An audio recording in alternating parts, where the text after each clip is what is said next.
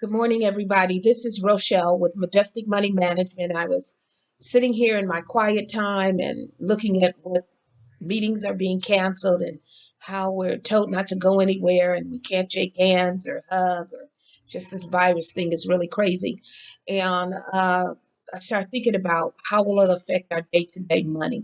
So I wanted to do 10 tips on you minding your money during this virus crisis. And so the first thing I'd like to talk to you about is get a budget sheet.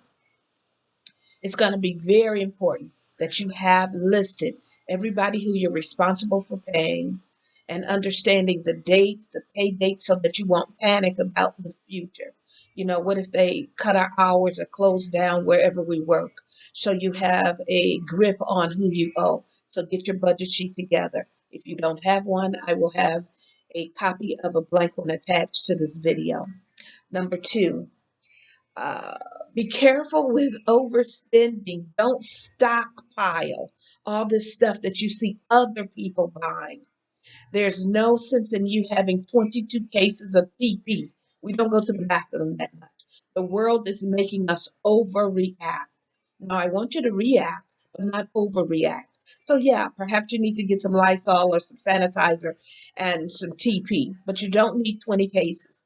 You don't need 17,000 little bottles of hand sanitizer, as I saw on Facebook today. So please don't overreact. That is a waste of money. And the last thing we need to do right now is waste money. Okay. Number three, if you're working at home or if you're driving less or if you're not going out as much as you used to, you should know right now by jotting down how much money you could save by doing this. That would be the upside to this. So if you have extra money because you're not doing all these extra things, I want you to save it.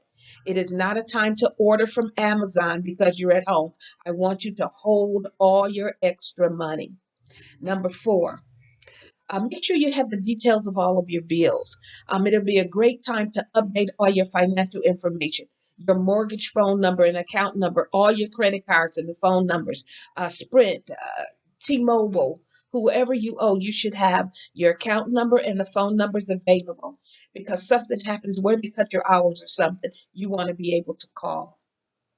Uh, Number five, if your hours are cut short, this will be an opportunity, as I said, to call, get the phone numbers and call your mortgage, call your rental company, call T-Mobile and ask them what are they offering now. A lot of companies are offering special deals because of the situation. You know, 2 months, no payment, no late charges, no interest. If they say they are not, asked about it. Ask to speak to a manager. Ask them to give you a special deal because this is a time for the America, the world, to come together and help each other. And they don't want to lose us as a customer. But during this time, they may give you a deal on whatever particular situation you're facing. Number six, stay calm when you're calling your creditors. It's going to be important that when you talk to people, everybody is antsy and tense. And so it's going to be important that you breathe, that you stay calm, that you realize, regardless to the situation, God is in control. In my Sunday school class, we talked about when the year 2000 was coming, and everybody thought the world was going to end and the computers were going to fail and all of that. And so you got to remember that God will get us through anything. So stay calm. And if you've ever been to my classes, this is number seven. Please use the seven P's of persuasion. Be prayerful, be patient, be pitiful, be polite, and be persistent. Now, if you've ever been, you know how to use them, and it's simply negotiating. When you're calling on your bills, it's time to negotiate and see what people have to offer you, but you have to stay calm. You have to be nice. You have to be polite. You've got to show the light of Christ. Okay. Number eight, I want you to hold off on paying extra on your bills. In my workshops, I talk about the fact that if you have any extra money, start paying down your credit cards, your student loans. For right now, I want you to hold off. If you're paying $200 or $300 extra this month, next month, let's not do that. I want you to hold your money. I don't want you to spend it. I want you to keep it in the bank because if something happens where you have to come up with this money because you lost your job or your job is laying off or they stop working because of this, I want you to have some extra money available. So do not pay extra on your bills right now. Number 9, this may be a good time to reconsolidate or consolidate your bills because interest rates are a record low. The government is pouring money into the economy to try to make sure that we're still spending and all that. And so the interest rates are going to 0%. If you can get a bill consolidation for 1.5% on credit cards that you have 15, 16%, it may make sense to consolidate your bills. But I do want you to make sure that you do not use the credit cards and consolidate bills. A lot of people do that. So that means you end up with 2 bills. So don't do that. But it may be time to look at it. Is it time to refinance on your mortgage?